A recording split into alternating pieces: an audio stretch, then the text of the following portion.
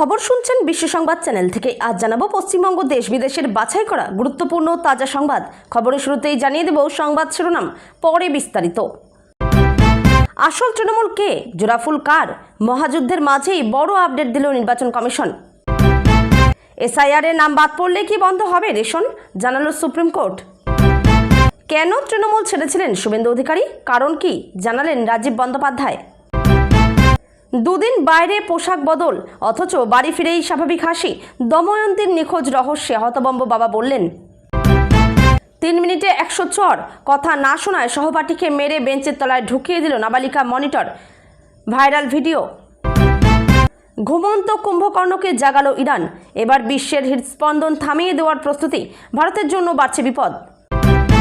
মনে হচ্ছে কুণালের হারাবার দিনটা খুব তাড়াতাড়ি, ইঙ্গিতপূর্ণ মন্তব্য মদনের। যদি বেঁচে থাকি সুদে আসলে 2031-এ ফেরত দেব, আবার হুমকি দিচ্ছেন অভিষেক। সব হারিয়েও দম্ভ যায়নি, 31-এ জিতে বিজেপির সব পার্টি অফিস গুড়িয়ে দেওয়ার হুমকি অভিষেকের। লাফিয়ে কমবে বিদ্যুতের খরচ, রাজ্যের সরকারি স্কুলগুলি নিয়ে বিরাট পরিকল্পনা সরকারের। প্রকাশ্য রাস্তায় মহিলাকে বিবস্ত্র করে মারধর শাসক দলের নেত্রীর, মুখ্যমন্ত্রীর নির্দেশে অ্যাকশনে পুলিশ। অভিষেকের অফিস ভাঙছে বুলডোজার, তারই ফাঁকে ল্যাপটপ হাতে ছুটলেন ওই ব্যক্তি। মমতাদির ভাই ষষ্ঠী বন্দ্যোপাধ্যায় দিতাম, কালীঘাটের বস্তি থেকে উঠল বিস্ফোরক অভিযোগ। মস্তান দুষ্কৃতীদের ঠেক ছিল, অভিষেকের অফিসে বুলডোজার চলা প্রসঙ্গে বলেন অভিজিৎ দাস, ববির স্ত্রী। অভিষেকের পার্টি অফিস ভাঙতেই উদ্ধার ট্যাঙ্ক, ভিতরে কি আছে জানেন? এসআইআর এর নাম নেই মানেই কি বাতিল রেশন, সুপ্রিম কোর্টের নির্দেশে বড় শোরগোল। ইরানে মার্কিন বাহিনীর হামলা চলছেই, জবাব দিচ্ছে তেহরানও। হরমুজে মাইন বিস্ফোরণে ধ্বংস তেলবাহী 2টি ট্যাঙ্কার। আমতলায় অভিষেক বন্দ্যোপাধ্যায়ের অফিসের সামনে বুলডোজার, পুলিশ ও কেন্দ্রীয় বাহিনী, তুঙ্গে চাঞ্চল্য। হরমুজে মাইন বিস্ফোরণ, সাগরেই সলিল সমাধি 2 তেলবাহী জাহাজ, কি বলল আমেরিকা? শনিবারের ভরদুপুরে সাক্ষাৎ যমদূত, হঠাৎ ঝলসে উঠল আলো। বিধ্বংসী আগুনের জীবন্ত দগ্ধ মৃত 8 তাজা প্রাণ, দলা পাকানো দেহ। বাহরেইন কি একসময় ভারতের অংশ ছিল? ভারতীয় পাসপোর্ট টাকা পর্যন্ত চলতো, তাহলে ইরানের সঙ্গে এত শত্রুতা কেন? বুলডোজার অ্যাকশন শুরু, গুড়িয়ে দেওয়া হচ্ছে অভিষেক বন্দ্যোপাধ্যায়ের কার্যালয়ে। অভয়ারণ্য ছেড়ে কালীঘাট মোড়ে আসুন, অভিষেকের 2 বছরে অবস্থা বদলাবে, বার্তা শুনেই কটাক্ষ ঋতব্রতর। অভিষেকের জন্যই তৃণমূলের সর্বনাশ, হারের পর এবার বিস্ফোরক পার্থ। রক্তাক্ত রাজকোষ, যুদ্ধের ঠেলায় 70,000 কোটি পুড়ে যাচ্ছে, ক্ষত সারাতে গ্যাসের দাম বাড়ছেই, মধ্যবিত্তের মাথায় হাত। লোকসভার আসন বৃদ্ধির বিলে সায় দেবে না ডিএমকে, স্ট্যালিনের সঙ্গে বোঝাপড়া মুখ্যমন্ত্রী বিজয়ের। মমতাকে আলটিমেটাম কল্যাণের, ওদের ফেরালে আমি আর। রণক্ষেত্র যন্তরমন্তর, সোনাম ও আংচুককে সরাতেই পুলিশের লাঠিচার্জ, এবার আমরণ অনশনে সিজেপি প্রধান অভিজিৎ দীপকে। এতক্ষণ শুনছিলেন সংবাদ শিরোনাম, এখন আসছি বিস্তারিত খবরে। কালীঘাট তৃণমূল নাকি ঋতব্রতের নব তৃণমূল? আসন্ন 21শে জুলাইয়ের আগেই আসল তৃণমূল কে, তা নিয়ে রাজ্য রাজনীতিতে টান উত্তেজনা। কার হাতে থাকবে দলের নাম, সম্পত্তি ও পরিচিত জোড়াফুল প্রতীক? এই কোটি টাকার প্রশ্নের মাঝেই এবার নিজেদের অবস্থান স্পষ্ট করল জাতীয় নির্বাচন কমিশন। কি জানালো নির্বাচন কমিশন? দিল্লিতে শুক্রবার কমিশনের তরফে স্পষ্ট জানানো হয়েছে, আসল তৃণমূল কে তার ফয়সলা হবে সম্পূর্ণ আইনি পথে এবং নিয়ম নীতি মেনেই। 2 শিবিরের জমা দেওয়া সমস্ত নথিপত্র এবং প্রমাণ অত্যন্ত খুঁটিয়ে যাচাই করা হবে। এরপর সব পক্ষের উপস্থিতিতে আনুষ্ঠানিকভাবে শুনানি হবে। নথিপত্র ও শুনানির ওপর ভিত্তি করে কার হাতে দলের রাজ থাকবে সেই চূড়ান্ত সিদ্ধান্ত নেওয়া হবে। কমিশনের পদক্ষেপে ক্ষুব্ধ মমতা শিবির। এই আইনি লড়াইয়ে নিজেদের সপক্ষে যুক্তি ও বিস্তারিত নথি জমা দেওয়ার জন্য জাতীয় নির্বাচন কমিশনের কাছে আরও 15 দিন অতিরিক্ত সময় চেয়েছিল ঋতব্রতপন্থী তৃণমূল। মমতা শিবিরের 2 সাংসদ মহুয়া মৈত্র ও সাগরিকা ঘোষ এর তীব্র বিরোধিতা করেন। তাদের দাবি ছিল ঋতব্রতদের আর সময় না দিয়ে মমতাপন্থীদের চিঠি গ্রহণ করুক কমিশন, কিন্তু কমিশন ঋতব্রত শিবিরকে বাড়তি 15 দিন সময় মঞ্জুর করায় ক্ষোভে ফেটে পড়ে কালীঘাট শিবির। নির্বাচন কমিশনের নিরপেক্ষতা নিয়ে প্রশ্ন তুলে তারা তোপ দেখেছে। নির্বাচন সদন কার্যত বিজেপি দপ্তরে পরিণত হয়েছে। কি বলছেন ঋতব্রত বন্দ্যোপাধ্যায়? আসল তৃণমূল বিতর্ক নিয়ে ঋতব্রতের নিশানায় মূলত কালীঘাট। তার বিস্ফোরক দাবি, আমাদের লড়াই ব্যক্তি পূজা বা ইন্ডিভিজুয়াল কাল্টের বিরুদ্ধে। তৃণমূল স্তরের একটা পার্টিকে একজন আমলা হাইজ্যাক করে কর্পোরেট বা প্রাইভেট লিমিটেড কোম্পানিতে পরিণত করেছিল। আমরা তার বিরুদ্ধে জোট বেঁধেছি। আত্মপক্ষ সমর্থনে ইতিমধ্যেই দিল্লিতে নির্বাচন কমিশনের কাছে দফায় দফায় নথি জমা দিয়েছে দুই শিবির।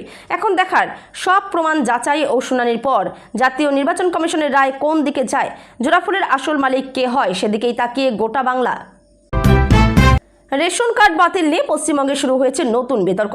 রাজ্য সরকারের দাবি, ভুয়ো রেশন কার্ড চিহ্নিত করতেই চলছে বিশেষ অভিযান। কিন্তু সেই প্রক্রিয়ায় এসআইআর তালিকাকে ভিত্তি করে বহু মানুষের রেশন সুবিধা বন্ধ করা হচ্ছে বলে অভিযোগ উঠেছে। আর এই বিষয়ে গুরুত্বপূর্ণ পর্যবেক্ষণ করেছে সুপ্রিম কোর্ট। রেশন কার্ড বাতিল প্রসঙ্গে সুপ্রিম কোর্ট দেশের শীর্ষ আদালত জানিয়ে দিয়েছে, ভোটার তালিকায় নাম না থাকলেই কোনো নাগরিককে রেশন বা অন্য জনকল্যাণমূলক প্রকল্পের সুবিধা থেকে বঞ্চিত করা যায় না। আদালতের এই মন্তব্যের পর রাজ্য সরকারের সিদ্ধান্ত ঘিরে জোর চর্চা শুরু হয়েছে।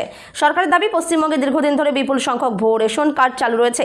সেই কারণেই রাজ্য জুড়ে শুরু হয়েছে তথ্য যাচাই এবং অযোগ্যদের কার্ড বাতিলের কাজ। অভিযোগ, এই যাচাইয়ের ক্ষেত্রে অনেক জায়গায় এসআইআর তালিকাকেই মূল নথি হিসেবে ধরা হচ্ছে। ফলে যাদের নাম ওই তালিকায় নেই তাদের রেশন কার্ডও বাতিলের মুখে পড়ছে। এই সিদ্ধান্তকে কেন্দ্র করে একাধিক প্রশ্ন উঠতে শুরু করেছে। সরকারি নির্দেশিকা অনুযায়ী গত 4 জুন জানানো হয়েছিল যে এসআইআর তালিকা থেকে বাদ পড়া ব্যক্তিরা আর রেশন পরিষেবার সুবিধা পাবেন না। এই সিদ্ধান্তকে চ্যালেঞ্জ করে সুপ্রিম কোর্টে একাধিক মামলা দায়ের হয়। আবেদনকারীদের মহিবুল্লাহ মণ্ডল সুপ্রিম কোর্টে আবেদন জানিয়ে বলেন, ট্রাইব্যুনালে মামলা নিষ্পত্তি না হওয়া পর্যন্ত যেন তার রেশন কার্ড বাতিল না করা হয়। মামলার শুনানিতে সুপ্রিম কোর্ট বিষয়টি নিয়ে গুরুত্বপূর্ণ পর্যবেক্ষণ করে।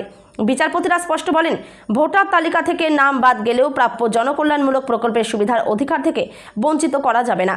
এসআইআর তালিকা থেকে নাম বাদ যাওয়ার পর অনেকের মধ্যেই আশঙ্কা তৈরি হয়েছে যে এর ফলে তাদের ভারতীয় নাগরিকত্ব বাতিল হয়ে যেতে পারে। সুপ্রিম কোর্ট সেই ধারণাকে সম্পূর্ণ ভুল বলে জানিয়ে দিয়েছে। সুপ্রিম কোর্টের তরফে স্পষ্ট করে বলা হয়েছে, ভোটার লিস্টের নাম না থাকা মানেই নাগরিকত্ব চলে যাওয়া নয়। সম্প্রতি কালীঘাট তৃণমূলের ভিতরে থেকে অভিষেক বন্দ্যোপাধ্যায়ের বিরুদ্ধে সরব হয়েছিলেন কল্যাণ বন্দ্যোপাধ্যায়। এবার সরব হলেন এখনও কালীঘাট তৃণমূলে থাকা আরেক নেতা রাজীব বন্দ্যোপাধ্যায়ও। অভিষেক বন্দ্যোপাধ্যায়কে মমতা বন্দ্যোপাধ্যায় বর্জন না করলে পদ ছেড়ে দেবেন বলে স্পষ্ট জানিয়ে দিলেন রাজীব।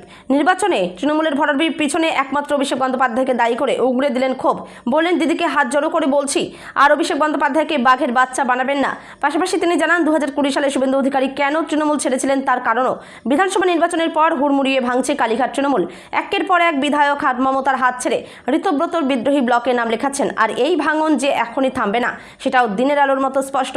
কালীঘাট তৃণমূল ছেড়ে আসা প্রায় সমস্ত নেতা এবং কালীঘাট তৃণমূলে থাকা নেতাদের একাংশেরও ক্ষোভ একজনের বিরুদ্ধে, তিনি হলেন অভিষেক বন্দ্যোপাধ্যায়। এবার সেই পথে হেঁটে তার বিরুদ্ধে ক্ষোভ উগড়ে দিলেন কালীঘাট তৃণমূলের রাজ্য সাধারণ সম্পাদক রাজীব বন্দ্যোপাধ্যায়।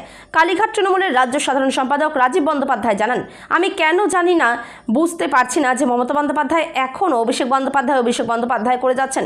আমি দিদিকে হাত জোর করছি যে দয়া করে আর অভিষেক বন্দ্যোপাধ্যায় করবেন না, আর অভিষেক বন্দ্যোপাধ্যায়কে বাঘের বাচ্চা বানাবেন না, আর অভিষেক বন্দ্যোপাধ্যায়কে ডিফেন্ড করার চেষ্টা করবেন না।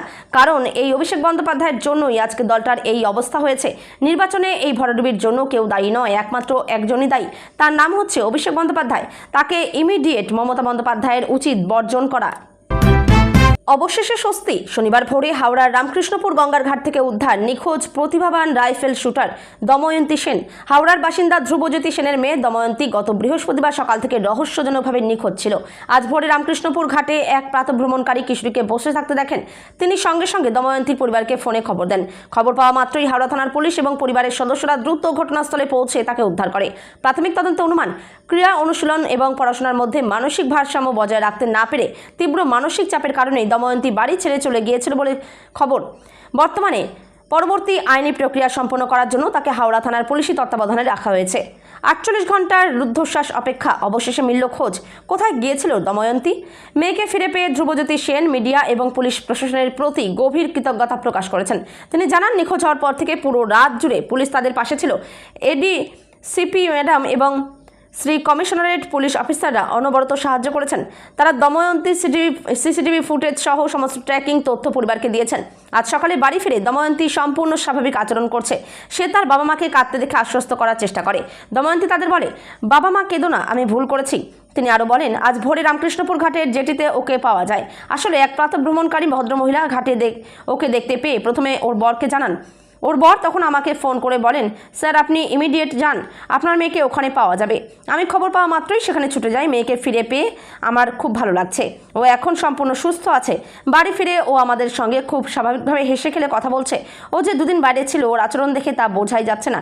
বাড়ি এসেই ও আমাকে আর ওর মাকে কাঁদতে দেখে বলল, পাপা কেঁদো না মা, তুমি কাঁদছো কেন? আমি ভুল করেছি। ও খুব সহজেই সবার সঙ্গে কথা বলছে। অলিম্পিয়ান জয়দীপ কর্মকার, হাওড়া রাইফেল ক্লাবের অভিজিৎ স্যার এবং ওর বাকি কোচদের সঙ্গেও ও ইতিমধ্যেই ফোনে হেসে হেসে কথা বলেছে। ঠিক কোথায় গিয়েছিল দময়ন্তী? বাবা জানান, বাড়ি থেকে বেরিয়ে ও প্রথমে শ্রীরামপুরে চলে গিয়েছিল। সেখান থেকে ও শ্রীরামপুরে মাহেশের রথ এলাকায় চলে গিয়েছিল। সেখানে এক মেয়ের সঙ্গে আলাপের পর সে ওকে খাবার, জামাকাপড় ও একটি টুপি দেয়। ও সারা রাস্তা পায়ে হেঁটে ঘুরে আবার হাওড়ায় ফেরে। ও একজন প্রতিভাবান শুটার, তাই খেলা নিয়ে কোনো চাপ ছিল না। তবে সামনে বোর্ড এক্সাম থাকায় স্কুলের পরিস্থিতি ও পড়াশোনা সব কিছুর মধ্যে সামঞ্জস্য রাখতে হয়তো ওর সমস্যা হচ্ছিল। ধ্রুবজ্যোতি আরও বলেন, আমাদের পরিবারে কোনো ঝগড়া বা বকাঝকার বিষয় নেই। আমি ওকে কখনোই বকাবকি করি না, কারণ আমি নিজে একজন স্পোর্টসম্যান, তাই জানি খেলাধুলা কতটা স্ট্রেসফুল। তাই বাড়িতে ওকে কেউ কখনো বকাবকি করে না। ও আমার কাছেই ফিজিক্স, কেমিস্ট্রি ও ম্যাথস পড়তো। ওর ডায়েট থেকে শুরু করে সব কিছুর খেয়াল আমরা রাখতাম। যেহেতু ওর স্পোর্টসে আছে, তাই ওর নিয়মিত কাউন্সেলিং হয়। আগামী দিনে ওর এই মানসিক সাপোর্ট সিস্টেম আমরা আরও বাড়িয়ে দেবো, যাতে ও আরও সুন্দর জীবন পায়। অন্যদিকে ডিসি সেন্ট্রাল তৌসিফ আলী এই বিষয়ে মুখ খুলেছেন। তিনি জানিয়েছেন, পড়াশোনা নিয়ে বাড়ির লোকজনের সঙ্গে সামান্য মনোমালিন্য হয়েছিল। ক্লাসে মনিটর পদ পাওয়ার মজাই আলাদা। বিশেষ করে স্কুল জীবনের শুরুর দিকে মনিটর হতে পারলে খুদেদের মনে আনন্দের শেষ থাকে না। সহপাঠীদের মধ্যে সম্মানও যেন বেড়ে যায়। কিন্তু মনিটর হওয়ার পর অনেক কিশোর কিশোরী নানা ভুল করে বসে, ক্ষমতার অপব্যবহারও করতে দেখা যায় তাদের। তেমনই এক ঘটনার ভিডিও ছড়িয়ে পড়েছে সমাজ মাধ্যমের পাতায়। যে ভিডিওয় 5 বছরের এক নাবালককে একের পর এক মার খেতে দেখা গিয়েছে তার সহপাঠীর কাছে। 3 মিনিটে নাবালককে প্রায় 100 চড় মারল নাবালিকা। যদিও ভিডিওটির সত্যতা যাচাই করেনি আমাদের চ্যানেল। ভিডিও অনুসারে বুধবার লখনৌয়ের ALS স্কুলে ঘটনাটি ঘটেছে। শ্রেণীকক্ষে থাকা সিসিটিভি ক্যামেরায় ঘটনাটি ধরা পড়েছে। সহপাঠীর কাছে একের পর এক মার খেয়ে মুখ ফুলে যায় নাবালকের। সে বাড়ি ফেরার পর তার বাবা মা সন্তানের অবস্থা দেখে হতবাক হয়ে পড়েন। নাবালক বিদ্যালয়ে হওয়া ঘটনার কথা মা বাবাকে জানায়। এরপর তারা বিদ্যালয়ে এসে প্রধান শিক্ষিকা এবং শ্রেণী শিক্ষিকার সঙ্গে কথা বলেন। সিসিটিভি ফুটেজও খতিয়ে দেখেন। ঘটনার নিরিখে খুদে সেই পড়ুয়াকে বহিষ্কার করে স্কুল। ভাইরাল সেই ভিডিওয় দেখা গিয়েছে শ্রেণীকক্ষে দাঁড়িয়ে রয়েছেন শিক্ষিকা। তিনি ক্লাসের মনিটরকে ডেকে দায়িত্ব দিলেন সকলকে মাথা নিচু করে শুইয়ে রাখার, নজরে রাখতে বললেন যেন কেউ দুষ্টুমি না করে। মনিটর সেই মতো দায়িত্ব পালনে লেগে গেল। শিক্ষিকা ক্লাস থেকে বেরিয়ে যাওয়ার কিছুক্ষণের মধ্যেই বেঞ্চ থেকে মাথা তুলল এক নাবালক। মারাত্মক ভুল করে ফেলল সে। নাবালিকা মনিটর ছুটে এলো তার কাছে। নাবালকের চুলের মুঠি ধরে একের পর এক চড় মেরে চলল নাবালিকা। নাবালক কাঁদতে লাগলো। মাথা নিচু করে শুয়ে থাকা সহপাঠীরা মাথা তুলে বন্ধুর কান্না থামানোর সাহস পেল না। নাবালক বেঞ্চে বসেই কেঁদেই চলল। মাথা নিচু করলো না দেখে দায়িত্বশীল মনিটর আরও রেগে গেল। এসে আবার নাবালককে একের পর এক চড় মারতে লাগলো। এবারের মারের তীব্রতা যেন আরও বেড়ে গেল। নাবালককে মারতে মারতে বেঞ্চ থেকে ফেলে দিল নাবালিকা। সে বেঞ্চ থেকে বেরোতে চাইলেও তাকে বেরোতে দেওয়া হলো না। চুলের মুঠি ধরে মেরেই চলল রাগী মনিটর। এরপর ক্লাসে এলেন 2 শিক্ষিকা। তাদের দেখে যেন ধরে প্রাণ এলো নাবালকের। শিক্ষিকাদের কাছে কাঁদতে কাঁদতে সেই সহপাঠীর নামে অভিযোগ জানানো শুরু করলো। ভয় ধরানো সেই ঘটনার ভিডিও ছড়িয়ে পড়েছে সমাজ মাধ্যমের পাতায়। নেক্সট মিনিট নিউজ 7 নামের এক স্যান্ডেল থেকে ভিডিওটি পোস্ট করা হয়েছে। ভিডিওটি ভাইরাল হয়েছে। ইতিমধ্যে প্রায় 19,000 বার ভিডিওটি দেখে ফেলা হয়েছে। প্রচুর নেট নাগরিক ভিডিওতে প্রতিক্রিয়া জানিয়েছেন এবং মন্তব্য করেছেন। নেট নাগরিকেরা নাবালিকার আচরণের তীব্র নিন্দা করেছেন। অনেকে শিক্ষিকাদের ভূমিকা নিয়েও প্রশ্ন তুলেছেন। আমেরিকা ও ইরানের মধ্যে চলমান সংঘাতের প্রভাব এখন গোটা বিশ্বকেই ভোগ করতে হচ্ছে। পরিস্থিতি আরও ব্যাপক ও বিপজ্জনক রূপ নিতে পারে বলে আশঙ্কা বাড়ছে। ইরানের প্রয়াত প্রাক্তন সুপ্রিম লিডার আয়াতোল্লাহ আলী খামেনেই যে রেজিস্ট্যান্স ফ্রন্ট গড়ে তুলেছিলেন সেটিকে এখন সক্রিয় করার সময় এসে গিয়েছে বলে মনে করা হচ্ছে। আসলে তেহরানের পক্ষ থেকে ইয়েমেনের হুথি বিদ্রোহীদের কাছে বার্তা পাঠানো হয়েছে যে যদি যুক্তরাষ্ট্র ইরানের গুরুত্বপূর্ণ সম্পদ যেমন তেল স্থাপনা এবং অন্যান্য গুরুত্বপূর্ণ পরিকাঠামোর উপর কোনো ধরনের হামলা চালায়, তাহলে তারা লোহিত সাগর দিয়ে জাহাজ চলাচল বন্ধ করে দেবে। লোহিত সাগরের অবস্থিত কৌশলগত বাব আল মানদেব প্রণালী, হরমুজ প্রণালীর পর যদি এই গুরুত্বপূর্ণ সামুদ্রিক করিডোরেও জাহাজ চলাচল ব্যাহত হয়, তাহলে বিশ্বজুড়ে তেল ও গ্যাস সরবরাহের ক্ষেত্রে তা ভয়াবহ প্রভাব ফেলতে পারে। এটি ভারতের জন্য উদ্বেগের কারণ হতে পারে, কারণ রাশিয়া থেকে ভারতের তেল আমদানির একটি বড় অংশ এই পথ দিয়েই আসে। উল্লেখ্য, ভারতের জ্বালানি চাহিদার বড় অংশই হরমুজ প্রণালী হয়ে আমদানি করা হয়। হরমুজ প্রণালীতে বিঘ্ন ঘটলে বাব আল মানদেব একটি শক্তিশালী বিকল্প রুট হিসেবে উঠে এসেছে। তবে আমেরিকা ইরান সংঘাত আরও তীব্র হলে পরিস্থিতি নিয়ন্ত্রণের বাইরে চলে যেতে পারে। আমেরিকা ও ইরানের মধ্যে ক্রমবর্ধমান সামরিক উত্তেজনা বৈশ্বিক জ্বালানি বাজারের উদ্বেগ আরও বাড়িয়ে তুলেছে। সংবাদ সংস্থা রয়টার্সের একটি প্রতিবেদনে বলা হয়েছে, ইরান ইয়েমেনের হুথি বিদ্রোহীদের জানিয়েছে যে যদি আমেরিকা ইরানের বিদ্যুৎ ও জ্বালানি পরিকাঠামোর উপর বড় ধরনের হামলা চালায় তাহলে তারা কৌশলগতভাবে অত্যন্ত গুরুত্বপূর্ণ বাব আল মানদেব প্রণালী বন্ধ করার প্রস্তুতি নেবে। যদি এমনটা ঘটে তাহলে মধ্যপ্রাচ্য থেকে বিশ্বের বিভিন্ন দেশে তেল সরবরাহের দুটি সবচেয়ে গুরুত্বপূর্ণ সামুদ্রিক পথ একযোগে ক্ষতিগ্রস্ত হতে পারে, যার ফলে বিশ্বের তেল সংকট আরও গভীর হওয়ার আশঙ্কা রয়েছে। রয়টার্স সূত্র খবর, এই পরিকল্পনা নিয়ে ইরানের শীর্ষ নেতৃত্বের মধ্যে আলোচনা হয়েছে এবং এর বার্তা হুথি নেতৃত্বের কাছেও পৌঁছে দেওয়া হয়েছে। প্রতিবেদনে আরও বলা হয়েছে, সম্প্রতি এই বিষয়ে হুথি সংগঠনকে আনুষ্ঠানিকভাবেও অবহিত করা হয়েছে। বাব আল মানদেব প্রণালীর আশপাশে মোতায়েন ক্ষেপণাস্ত্র ও ড্রোন। রয়টার্সের প্রতিবেদনে হুথি সংগঠনের সঙ্গে যুক্ত একটি সূত্রের বরাত দিয়ে বলা হয়েছে, বিদ্রোহীরা বাব আল মানদেব প্রণালীর আশপাশে ইতিমধ্যে ক্ষেপণাস্ত্র ও ড্রোন মোতায়েন করেছে এবং হামলা চালানোর নির্দেশের অপেক্ষায় রয়েছে। প্রতিবেদনে আরও দাবি করা হয়েছে, ইরানের ইসলামিক রেভলিউশনারি গার্ড কর্পসের প্রতিনিধিরাই ঠিক করবেন কবে এবং কিভাবে এই প্রণালী বন্ধ করা হবে। যদি বাব আল মানদেব প্রণালী দিয়ে জাহাজ চলাচল ব্যাহত হয় তাহলে তার প্রভাব আগের তুলনায় অনেক বেশি গুরুতর হবে। চলতি বছরের ফেব্রুয়ারির শেষের দিকে হরমুজ প্রণালীতে ইরানের পদক্ষেপের পর উপসাগরীয় অঞ্চল থেকে তেল রপ্তানি মারাত্মকভাবে ক্ষতিগ্রস্ত হয়েছিল।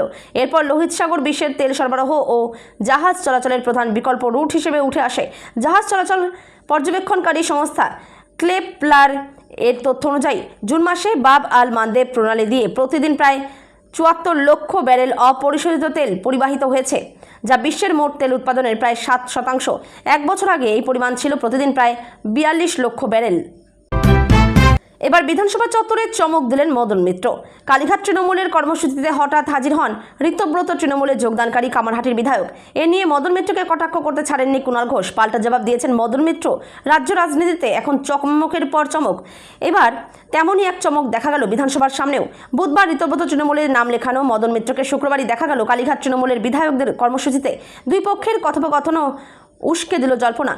কালীঘাট তৃণমূলের সদস্য ও বেলেঘাটার বিধায়ক কুণাল ঘোষ বলেন, মদনদা শারীরিকভাবে হয়তো ওই দিকে গেছেন, কিন্তু মদনদাও বিশ্বাস করেন রেপিস্টকে। মদনদার মন অন্যদিকে পড়ে আছে। কাপুরুষের মতো ইডি দিয়ে বৌদি আর ছেলেদেরকে নোটিশ দিয়েছে। ফলে আমরা চাই মদনদা ভালো থাকুক, 2 থেকে 4 দিন যা মন চায় প্রাণ চায় বলুক। আমরা এটুকু জেনে রাখছি, আমাদের ভেতরে একটা লোক ওদের মধ্যে রইল। তখন মদন মিত্র হেসে বলেন, আমি চাই শোভনদা আগামী 10 বছর বিরোধী আসনে বসুক। তখন বারুইপুর পশ্চিমের বিধায়ক বিমান বন্দ্যোপাধ্যায় বলেন, 10 বছর বিরোধী আসনে বসবেন না, সরকারি আসন এসে যাবে। বালিগঞ্জের বিধায়ক শোভনদেব চট্টোপাধ্যায় বলেন, 10 বছর বিরোধী আসনে বসবো, এটা কি বললি, আবার আসিব ফিরে। মদন মিত্র তখন বলেন, একদম। স্ত্রী এবং 2 ছেলেকে ইডি তলব করার পরই বুধবার বিধানসভায় ঋতব্রত বন্দ্যোপাধ্যায়ের ঘরে পৌঁছে গেছিলেন অভিষেক বন্দ্যোপাধ্যায়ের যে বাড়ি, এবং চারপাশে নিঃশ্বাস নেওয়া যাচ্ছিল না। এত নিয়মকানুন, এত সবকিছু মেনে চলা পোষাচ্ছিল না। কিন্তু এর 2 দিনের মধ্যেই ফের কালীঘাট তৃণমূলের কর্মসূচিতে কেন? জল্পনার আবহে ইঙ্গিতপূর্ণ মন্তব্য করেছে দুপক্ষই। কুণাল ঘোষ বলেন, ইডির চিঠি গেছে বৌদিকে এবং ছেলেদের টার্গেট করে, ওদের ক্যাম্প বদল করতে হয়েছে। ভালো তো, আমাদের একজন লোক যদি ওদিকে থাকেন খবরাখবরও পাওয়া যাবে।